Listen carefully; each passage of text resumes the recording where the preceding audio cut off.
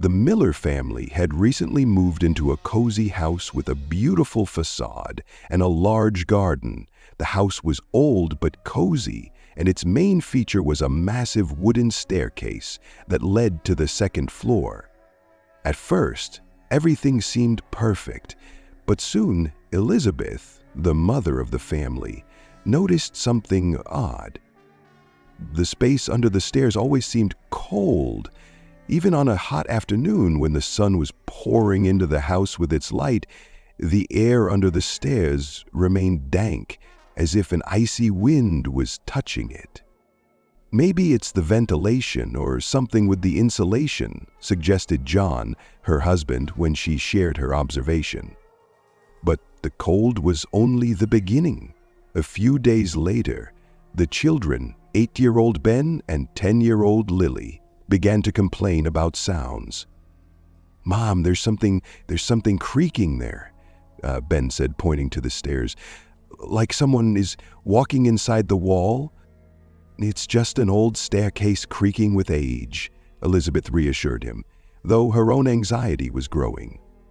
The creaking grew louder each night.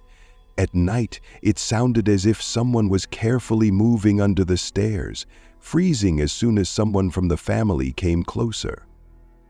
One day, Lily, playing hide and seek, tried to hide under the stairs. As soon as she stepped inside, her feet froze and an icy chill ran down her back. She jumped out, screaming. "What happened?" John rushed to her. There is someone," the girl said in a trembling voice. "I heard someone breathing." John searched the entire space under the stairs with a flashlight, but found nothing.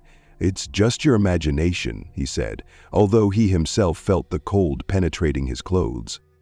Now no one from the family wanted to pass by the stairs, especially at night. A few days later, Ben began to approach the stairs again, despite his parents' warnings.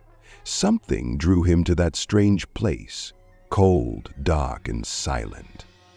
"Ben, stay away from there," Elizabeth said sternly, noticing him standing by the stairs, as if considering. "There's nothing there, Mom." He waved his hand dismissively, but there was an odd note in his voice. One evening, as the family sat at dinner, Elizabeth noticed that Ben was not at the table. "Ben?" she called. There was no answer. John got up to look for his son, and the first thing he did was go to the stairs. He knelt down, looked under them, and saw the boy sitting in the very corner. "Ben, what are you doing there?" he asked, but the boy did not answer. John reached out to touch his son, but at that moment, Ben turned around. His eyes were wide and his face was chalk white. "They're looking at me," he whispered. "Who's they?" John frowned, but Ben only pointed to a dark corner under the stairs. John shone the flashlight there but saw nothing, only emptiness. He grabbed his son's hand and pulled him out, but the cold that emanated from the space under the stairs chilled him to the bone. The next day, Ben disappeared again. "Lily, have you seen Ben?" Elizabeth asked, looking nervously around the house.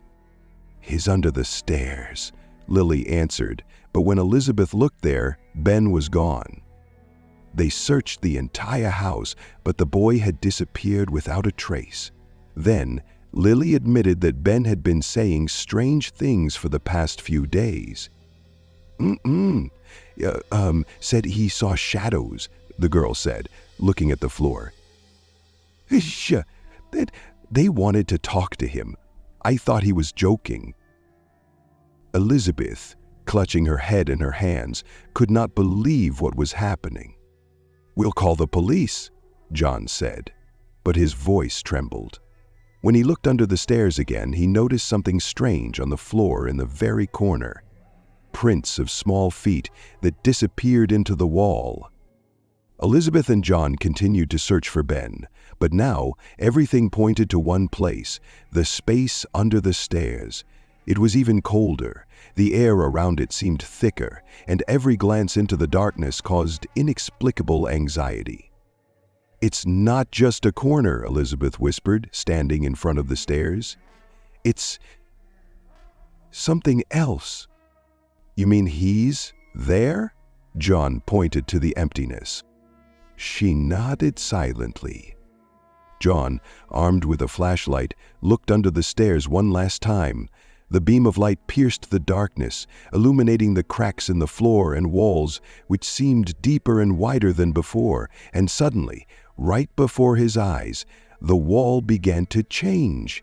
The cracks crawled higher and higher, as if alive, forming strange patterns, and then began to spread, revealing a gaping black hole. Elizabeth screamed, stepping back. "What is this?"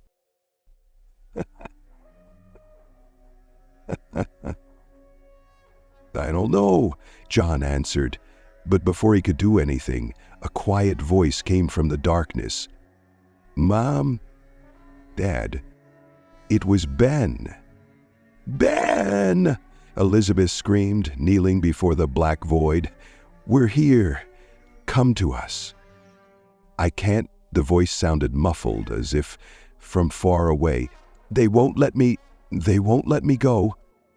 "Who are they?" John shouted, his voice full of despair.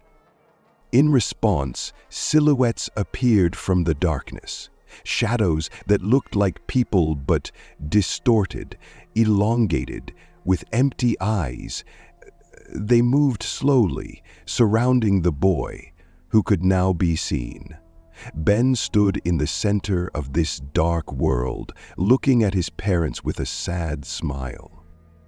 "I'm happy here," he said, but his voice sounded as if he was being forced to speak. "No, we'll get you out," Elizabeth screamed, but every time she reached out into the darkness, she was overcome by an icy cold, as if the emptiness itself were pushing her away.